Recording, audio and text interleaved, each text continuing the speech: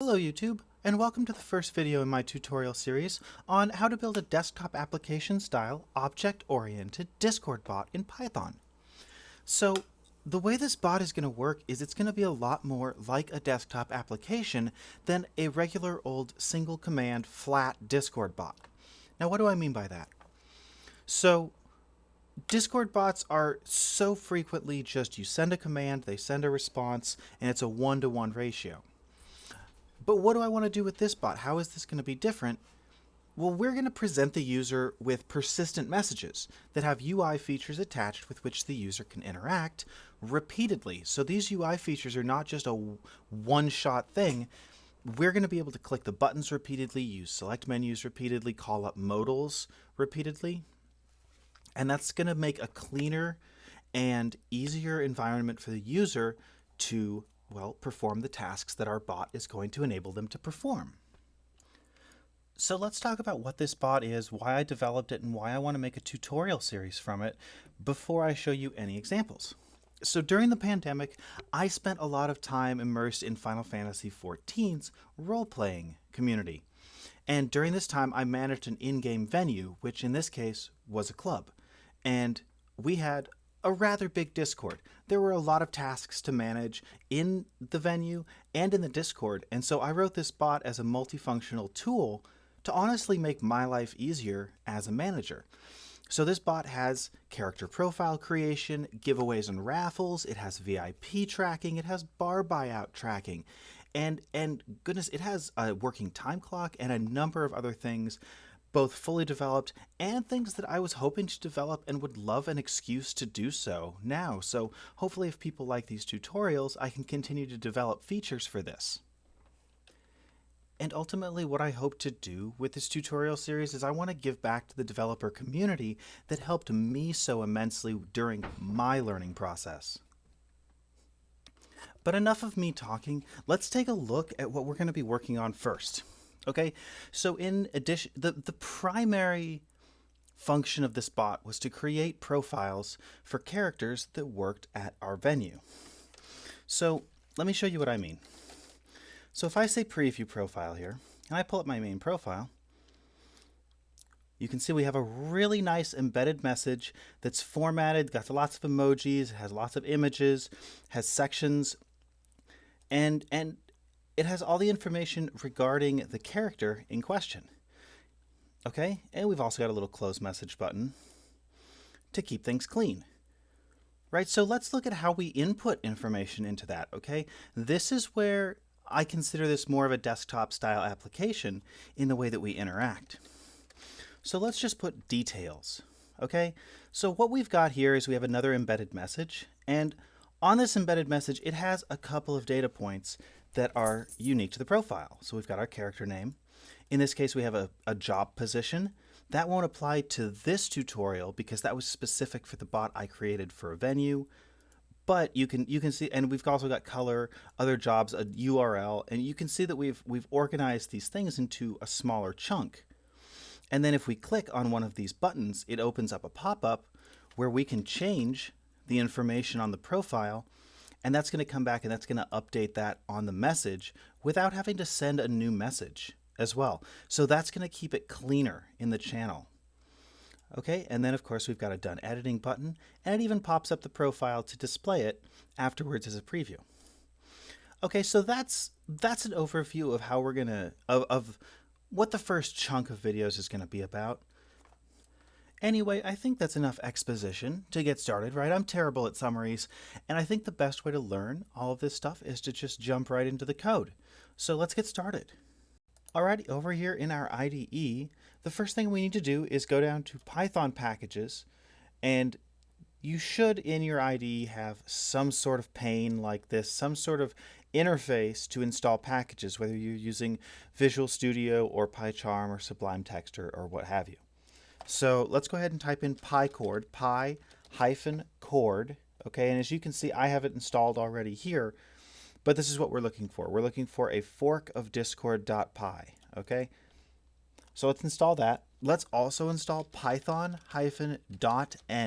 D-O-T-E-N-V. It's this guy right here.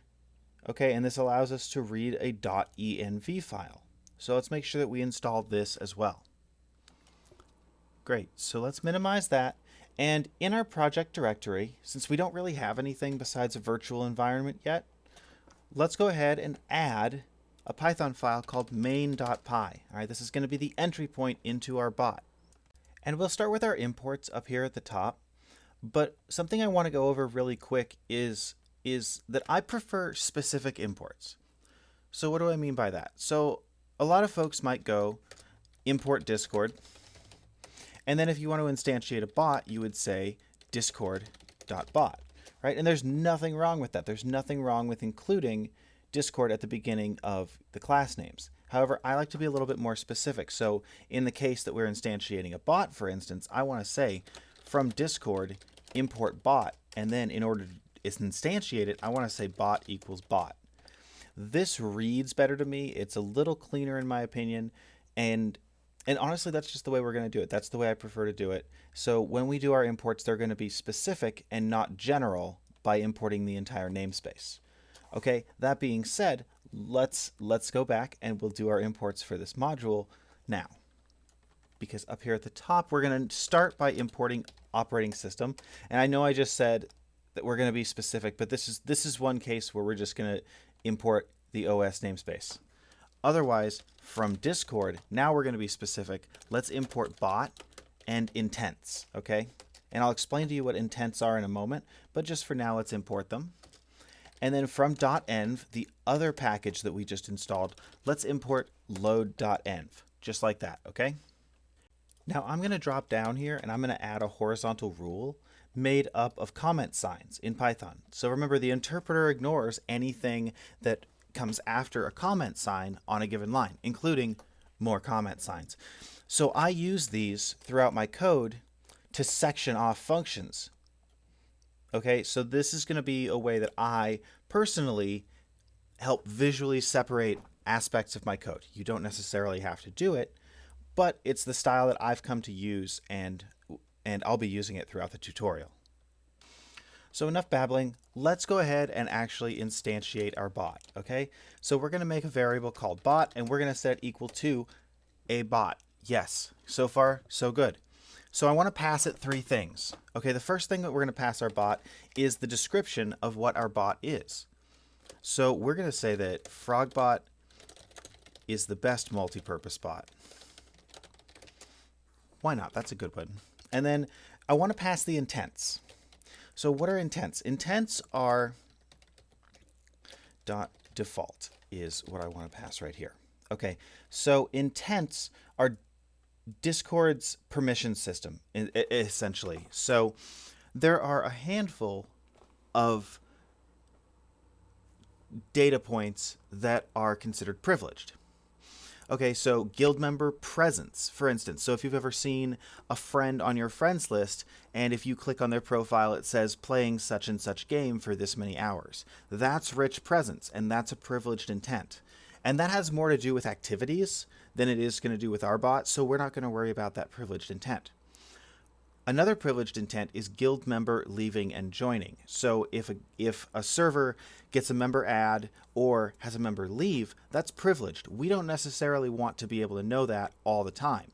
So Discord has restricted the ability to get that information. And again, we don't necessarily need to know when people leave or join a server, so we're not going to worry about that intent. And the final privileged intent that Discord has is message content. And this is one that they implemented recently, but I think it's really important in terms of just keeping our users safe and keeping their data private. Okay, so this is honestly why the big migration to slash commands happened as opposed to text commands, because with text commands, the bot would be required to have access to the content of those messages in order to parse it, just implicitly, because they have to parse the commands being sent to them. However, with slash commands and the interaction framework that Discord has defined, we now don't need access to the actual text that's being sent between users. And that's going to keep them a lot safer and keep their data a lot more secure. At least that's the goal. So we don't need access to any of those privileged intents. So why the reason we're passing default here Well, that's the reason we're passing default here is we don't need those privileged ones. So we just need the basic ones that aren't going to require additional confirmation from the user. Okay, hopefully that makes sense. This is one of those things that you just set up and don't have to worry about anymore. So I hope I'm not glossing over it too much. And then the last parameter I want to pass is the debug guilds. Okay, and this is going to be a list of guild IDs in which we want our bot to function to start.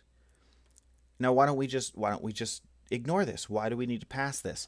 Well, the situation is that when you register a / command with Discord, if you don't restrict it to a set of debug guilds initially, it could take up to an hour to register. Okay, so it's trying to register that command globally, and Discord performs a lot more checks before registering a global / command. So if we're testing our bot, that's going to be pretty inefficient for testing purposes. We don't want to have to wait up to an hour for a command to update or register, which is why we're passing our debug guilds. So this is my private testing server here, and we need to pass a list of all of the guilds that the bot is going to be a part of to start that we want it to operate in, okay? Hopefully that makes sense. If you have questions, go ahead and ask them in the comments and I can help you out. But just know that this is a list of guilds that we want our bot to be operating in to start, okay? Okay, so down here in this next little section, I want to call the load.env function that we imported up here at the top. And it's not going to take any arguments. And you might be wondering, well, what is the significance of this? I don't know what a .env file is. Well, that's a file where we can keep any secrets in our code. So if we don't want to expose, let's say, our Discord token to external APIs, then we keep it in an env file, okay? So let's create one now. In the top level of our bot directory, let's create a new file, and we're just going to call it .env. So not really a proper name, just a suffix. Okay, and typically you're even going to get a different icon for it. So if you can see up here, we have a little configuration gear icon for our file, which means that this is a special type of file. So what do we want to put in here? Well, we want to put our Discord token, right? That's a very, very secret bit of information. So I just want to make a constant variable by making it all in capitals, and we're going to call it Discord token. And I'm going to set that equal to the Discord token for my bot. You know, feel free to copy this if you want. It's not going to get you anything. I'm going to change it later. And honestly, if I forget to, it's just my testing server, so you're kind of out of luck. So post your own Discord token in here in the .env file. And then that's actually everything that we need in this file for the time being. So we can close that out.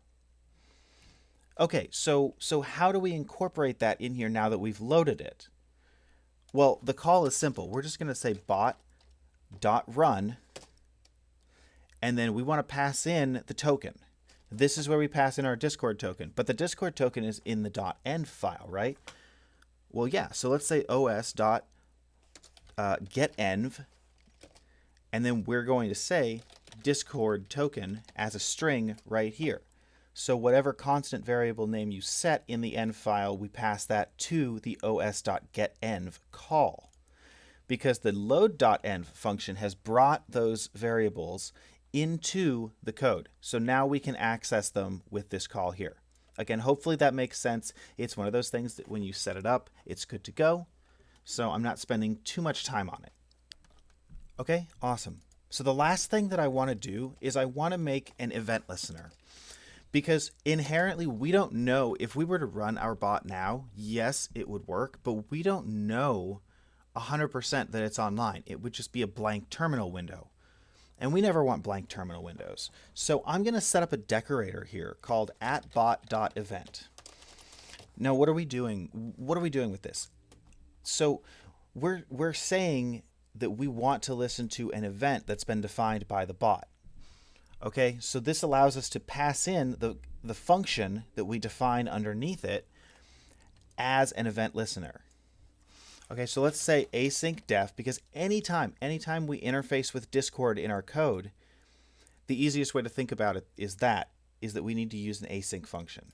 Okay, so if we communicate something to Discord, or we're waiting for a response from Discord in any way, we have an async function to do that instead of just a regular flat function, because then it won't wait. Then it won't wait for that response. It won't wait for for the data that we're trying to get back from Discord. So that's the benefit of async and await syntax, is that it allows us to do exactly that. It allows us to await data responses. Okay, so for this function, I want to call it onReady. And it doesn't take any arguments, and it doesn't return anything. And then all I want to do is say print, and let's just say frogbot online. Okay, we don't need anything fancy here. We just need this event listener. And so the bot.event call knows that if I don't pass in an argument here, because you can also pass onReady here to the event listener itself, but I don't like doing that. I like just naming the function what it is, and this event listener will implicitly know based on the name of the function that this is the event that we're listening to. Okay? So now when we turn our bot on, we should get this message in the console. So let's give it a shot. Why not? Let's do it. And success. Our bot is online. Okay, very good. So I'm going to stop the video here because that concludes more or less the basics of how we get our bot set up. Okay. In the next video, I think we're going to look at creating our first cog, and then we're going to look at embedded messages, and because they're going to be a core component of our bot. They're going to be how we communicate with our user. So we're going to make a function that makes embedded message creation easier and more straightforward. So yeah, hey, thanks for watching, and we'll see you next time.